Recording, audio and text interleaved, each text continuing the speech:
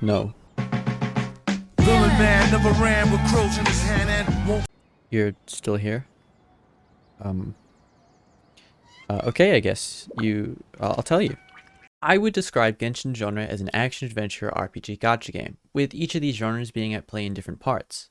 Like, adventuring is what you do when you have finished all of the necessary tasks, or a big update just came out and there's a lot of new terrain to explore. Action is sprinkled into everything, really, but you'll mainly be seeing in item domains, special events, and daily commissions. RPG is during the story, and times like that, very dialogue intensive. And gacha is kind of just its own thing. Like, it doesn't even really make sense for the story, but whatever. Usually this would be a bad thing, because trying to smush a whole load of genres together only makes the available audience more specific, as in fewer people. But MiHoYo's choices are broad enough where it doesn't really matter. Like, you're not going to be finding anyone who hates combat. Like, I just hate combat. Yeah, no, most people are either positive or indifferent to it, with only a small portion of people actually disliking it. Except for gacha, which we should probably talk about.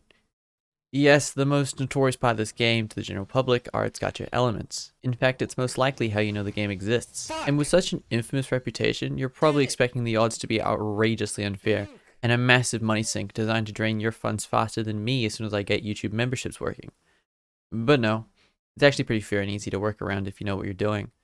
By utilizing a pity system, most pulling sessions seem less like a trip to the casino and more like a trip to any other store.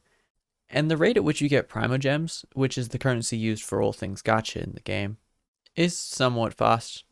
And usually special events or daily login bonuses give you enough Primogems where it's kind of worth it. If you're still confused, just play the game, watch videos and all that. It's really it. Also, it does help a lot to have an experienced friend to play alongside, to either help you with learning the game or to help you when you get stuck at an exceedingly annoying part. If you have any friends who play Genshin or want to start as well, just ask and I'm sure they'll be more than happy to help. Back to the topic at hand. There is one exception to my pre-established genres I've attached to this game, that being special events. Don't get me wrong, some events still adhere to the main themes and mechanics of the game, but to give an example, right now there's an event called Of Ballads and Brews, which is a quarter boar hunting, quarter shop owning simulator, a quarter treasure hunt around the map, and a quarter regular combat. Only one, maybe two of those, fitting into our pre-established genres. There's also a PvP card game coming out soon, just to spite me. At the end of the day, Genshin is a true live service game, and the dev team will do whatever they want, and as long as it's fun, I'm right here. But what will you see in the actual game? Well, it depends on when you're talking about, and for that, we're going to have to talk about Adventure Rank. Adventure Rank, or AR as the community calls it, is essentially your account level, with a cap of 60.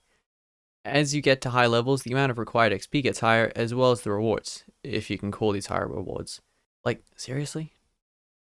I'd say from Adventure Rank 0 to 45 is where you're going to be doing most of the provided world content. Story, world quests, story quests, all that. It may be a bit different now. It's been a while since I was 0 to 45, but something around that. Past 45, and there's a heavy emphasis on daily commissions and spending resin, as in artifact farming.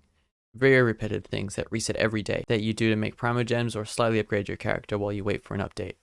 I suggest everyone watching this at least play for a bit. The first couple of months of playing the game are really fun and polished just like any other traditional video game. But past that, and the games become super grindy and min-maxy, and it takes a certain type of person to enjoy it. I recommend these two videos for a more in-depth explanation. I don't really like Yaku's video too much, but it is a good introspection onto someone who doesn't enjoy Genshin. I could rant about his video and the problems I have with it, but at the end of the day, it's someone's opinion that I disagree with, and I have to respect that no matter how heavily I disagree with it. Just if you do watch it, or ride these videos, and even this video, just keep in mind that these are all very biased opinions coming from people who enjoy different things, and you are a biased person who may or may not enjoy Genshin. I'm simply here to tell you about my experience and how I feel about the game. Speaking of my experience, what do I think of the game?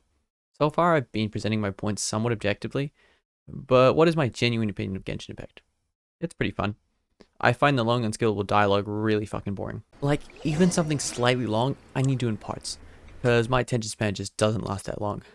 But the combat and team building aspects of the game, I love, and the gacha satiates my crippling gambling addiction.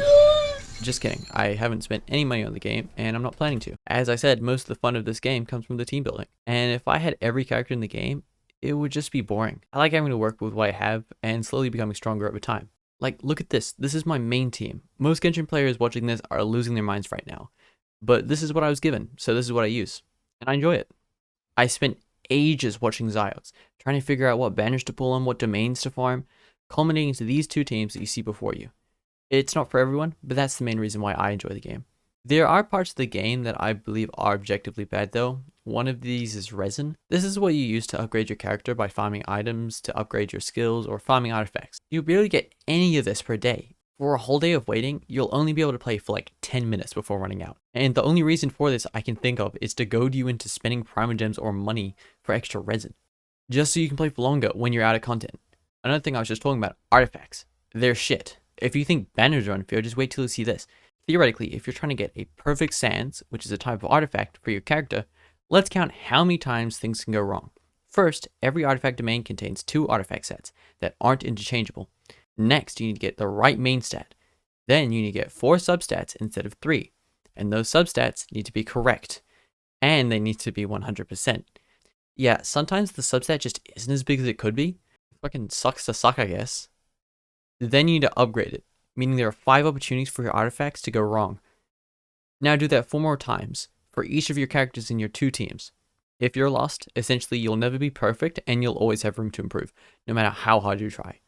In my 401 days of playing Genshin, I have 1 perfect artifact. It's not even technically perfect. One of the substats is wrong. You see that? That's flat attack. It should be attack percent, because they decided that sometimes you just get less attack, and there's nothing you can do about it. Also, the artifact that I'm talking about is a flower, meaning I didn't have to worry about my main stat. It's also annoying early game when the story content is locked behind AR levels, forcing you to go and explore or do commissions every day till you level up enough. Also, multiplayer just sucks. There was and still is so much potential, but it doesn't look like the dev team is ever going to capitalize on it. Looking back, there are a lot of issues with the game, and they're annoying, but I'm still playing, and that's what matters. But should you? That's really the question here, isn't it? The whole point of this video, so I'll answer it. Maybe. If you have even the slightest amount of intrigue about the game, I suggest you give it a shot. Like, it is free, there's not really much downside to giving it a try.